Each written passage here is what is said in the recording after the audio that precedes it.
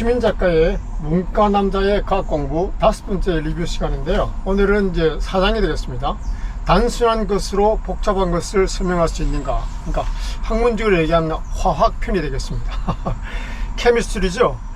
네, 그래서 유시민 작가는 처음에 이제 화학은 억울하다 이런 이제 소제목으로 이 챕터를 시작하고 있는데요. 우리가 화학 그러면 일반적으로 뭐 화학 비료, 무슨 뭐 화학 제품, 제초제 뭔가 이런 게 좀 느낌이 안 좋잖아요. 건강이 안 좋을 것 같고 건강을 해칠 것 같고 우리 환경에 좋지 않을 것 같고 그런 선입견이 있다는 거죠. 사실은 화학이라는 학문은 그런 인위적인 것만 다루는 게 아니죠. 화학이라는 것은 기본적으로 화학의 정의를 대략적으로 하면요, 물질의 조성과 구조, 성질, 관계 그리고 변화를 연구하는 과학이다, 학문이다 이거죠. 그러니까 기본적으로 물질의 변화와 물질의 구조를 연구하는 그런 학문과 과학이라고 볼 수 있죠. 그러니까 화학은 기본적으로 우리가 흔히 느끼듯이 인위적인 것 그것만 있는 게 아니고요, 자연적인 것도, 자연적인 물리적 대상도 화학의 대상이 되는 거죠. 그러니까 그게 단순히 그러면 우리가 인위적인 것은 나쁜 것이고 그리고 자연적인 건 좋은 거냐, 그건 아니죠. 어떤 것은 자연적인 게 나쁜 것이고 인위적으로 화학적 변화를 거쳐서야만이 우리가 좋게 될 수 있는 그런 물질도 있는 거죠. 그러니까 첫 번째는 그래서 우리가 막연하게 화학이라는 학문에 가지고 있는 그 선입견, 화학은 좀 인위적이고 뭔가 좀 몸에 해롭고 환경이 안 좋을 것 같다, 그런 느낌들에 대해서 화학은 억울하다 이런 챕터를 좀 얘기해 주고 있고요. 그 다음에 이제 위대한 전자인데, 우리가 이제 그러면 기본적으로 화학이라는 건 뭐라 그랬죠? 물질의 조성, 물질의 뭐 변화 그런 것도 연구하는 학문이라고 했잖아요. 그럼 도대체 물질의 뭔가를 우리가 좀 알아야 될 것 같아요. 그러면서 우리가 전자를, 그 물질에서의 전자의 위치를 이게 이해하는 게 순수일 것 같고 좋을 것 같아요. 그래서 이제 우리가 그러면 이제 먼저 물질이 뭐냐는 거죠. 그러면 간단하게 우리가 여러 가지 얘기를 할 수 있겠지만, 물질은 뭐로 구성되어 있다요? 네, 물질은 원자로 구성되어 있다라고 이렇게 얘기할 수 있죠. 네. 그럼 원자가 뭐냐? 원자의 구조에 대해서 설명을 좀 할 필요가 있는데요. 그 원자의 구조에 대해서 이제 말씀드리기 전에 먼저 우리가 이제 그 원자의 기원 있죠. 원자가 어떻게 만들어졌는가, 어떻게 원자가 출현하게 되는가, 그걸 좀 먼저 얘기하면 좋을 것 같아요. 네, 그러니까 원자의 출현에 대해서 얘기하려고 하면 먼저 우리가 빅뱅으로 갈 수밖에 없습니다. 네. 그래서 이제 빅뱅이라는 큰 폭발이 있었잖아요. 이게 이제 우주의 시작이라는 시조라는 거, 그걸 우리가 어떻게 해서 빅뱅이 났는지 아무도 모르죠. 여하튼 간에 빅뱅이 그런 큰 폭발이 터지고 나서 첫 번째로 나온 원소가 뭐냐 그러면 바로 수소입니다. 그래서 지금 수소가 우주 전체에서 가장 많은 폴션을 차지하겠죠. 수소고요. 그 다음에 수소가 이제 자기들끼리 그 폭발 에너지 안에서 자기들끼리 부딪히면서 원자 핵들이 이제 융해되는 거죠. 그러니까 핵 융합이 발생하는 거죠. 그렇게 해서 나온 게 헬륨입니다. 네, 이것들이 이제 그래서 약간의 이제 온도차 편차에 의해서 별들을 구성하고 이제 뭔가 물리적으로 뭉치기 시작하잖아요. 여러 가지 이제 중력, 강력, 양력 뭐 등등의 에너지의 어떤 그 힘에 의해서 뭉치게 되는 거죠. 그러면서 이제 기본적으로 별들을 구성하게 되죠. 그러다가 내부적으로 수소와 그 헬륨의 핵융합 작용이 계속 있는 거죠. 그러다가 어느 순간에 이제 그것들이 이제 어떤 그 별들이 큰 별들이 그런 것 갖다가 초신성이라고 그러는데 그 초신성이 폭발하는 그 순간에 그 에너지에 의해 가지고 우리가 흔히 아는 그 원소의 대략 한 반 정도는 여기서 만들어집니다. 우리가 현재까지 우리가 원소가 118개잖아요. 그래서 대략적으로 그 반 정도는 이 초신성의 폭발을 통해서 원소가 만들어지는 거죠. 그러면 그 폭발되는 그런 이제 잔해물이라고 그럴까요? 별들의 잔해물들이 다시 또 해쳐 모여 해가지고 또시 별들이 되고, 그게 태양계가 되고 지구가 돼서 우리가 존재하게 되는 그런 경우죠. 네. 그래서 기본적으로 이제 그런 식으로 흔히 그런 식으로 왔다는 거죠. 왔죠. 그러면 이제 그 원자는 어떤 식으로 기본적인 구성이 되어 있느냐? 원자의 구성은 기본적으로 이제 이렇게 볼 수 있죠. 원자 핵이 있잖아요. 원자 핵이 있고 원자 핵 주변으로 이제 전자가 돌게 되는 거죠. 원자 핵과 전자죠. 요 두 개의 결합이 바로 원자가 되는 거죠. 예, 그런데 이제 가면 원자 핵은 또 뭘로 구성되어 있냐 그러면 소립자 두 개로 구성되겠는데요. 양성자와 중성자라죠. 양성자와 중성자로 구성되어서 원자 핵을 구성하고 있고, 그 다음에 바깥에는 그 원자 핵을 갖다가 이렇게 이제 전자가 돌게 되는 거죠. 근데 이 전자를 도는 갖다가 우리가 예전에는 우리가 뭐 지구가 태양을 공전하듯이 궤도가 일정 궤도가 있다고 했잖아요. 그리고 지금은 그렇지 않고요. 그럼 우리가 알 수 없는 거죠. 그리고 그걸 갖다 우리가 현재로 얘기하면 오비탈이라는 이런 식의 표현해서 전자 구름이라 그럴까요? 그 주변에 이렇게 분포하고 있는데 그걸 우리가 위치를 정확하게 추적할 수 없다는 거죠. 그러니까 그게 뭐 흔히 말해서 불확정성의 원리와 통하는 맥락이 통하는 거죠. 네, 그렇게 전자가 구성이 이제 되고, 네, 그래서 이제 그렇지만 또 무게로 따지면은 이 무게는 오직 그 전자 핵이 이제 무게를 차지하는 거죠. 근데 폴치는 또 굉장히 작아요.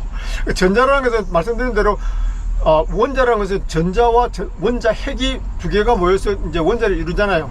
요걸 갖다가 관계를 비유하면 이 정도로의 차이가 있는 거예요. 예를 들어서 이제 원자 핵을 갖다가 팔이 한 마리라 생각하고요. 큰 축구 운동장에 중간에 원자 핵이 파리가 한 마리 있고 그 주변의 전체가 그러니까 전자가 도는 그 전자 구름이라고 생각하면 되는 거죠. 이렇게 해서 이제 원자가 하나 구성될 수 있다는 거죠. 그리고 더 이제 좀 우리가 여기서 이제 재밌는 건 뭐냐면, 그러면 이제 이 원자들이 결국은 이제 원자로만 있는 게 아니고 이제 이것들이 이제 서로 간에 결합을 해서 분자 구조가 되어서 이런 이제 모든 세계가 우리가 보는 이 모든 세계, 저를 비롯해서 모든 세계가 구성이 되잖아요.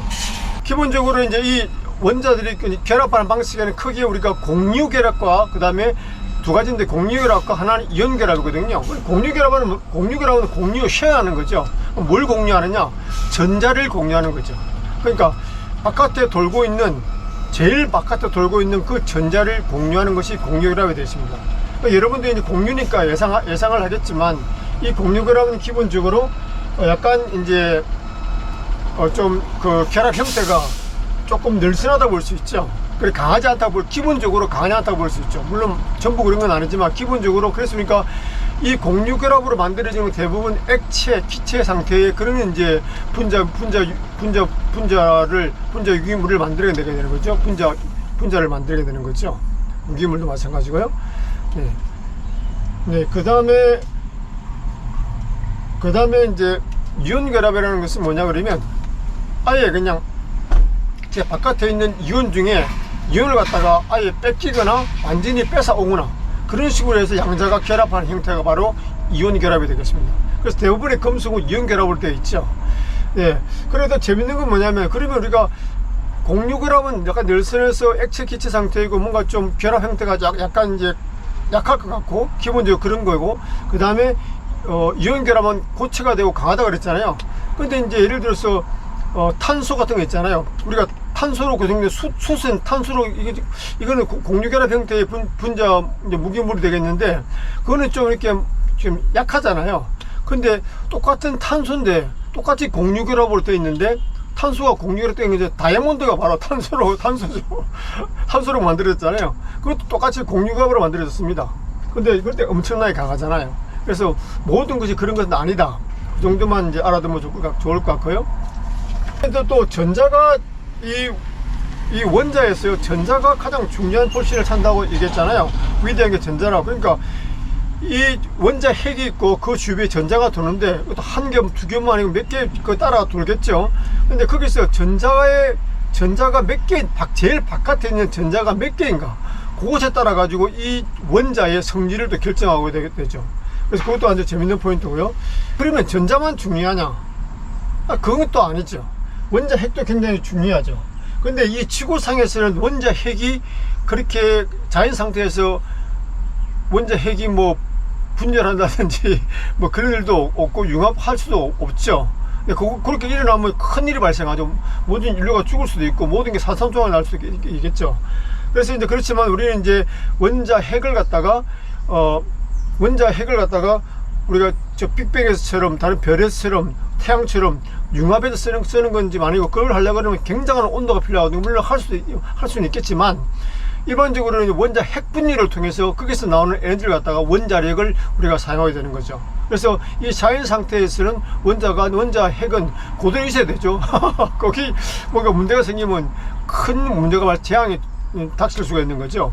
그래서 이제 핵폭탄이라든지 그런 것은 기본적으로 핵을 분열시킴에 의해서 발생하게 되고요. 그 다음에 이제 우리 별들에서 태양이나 그런 것처럼 그것은 핵 융합을 통해서 서로 간에 핵을 융합시키면, 수소를 융합시킴으로써 그런 에너지를 갖다가 우리가 이제 발산하게 되는 거죠.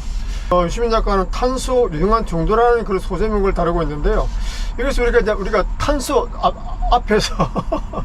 앞에서 우리가 이제 뭘 비난했죠? 네, 화학을 좀 이렇게 잘못 선입견을 가지고 비난한다 그랬잖아요.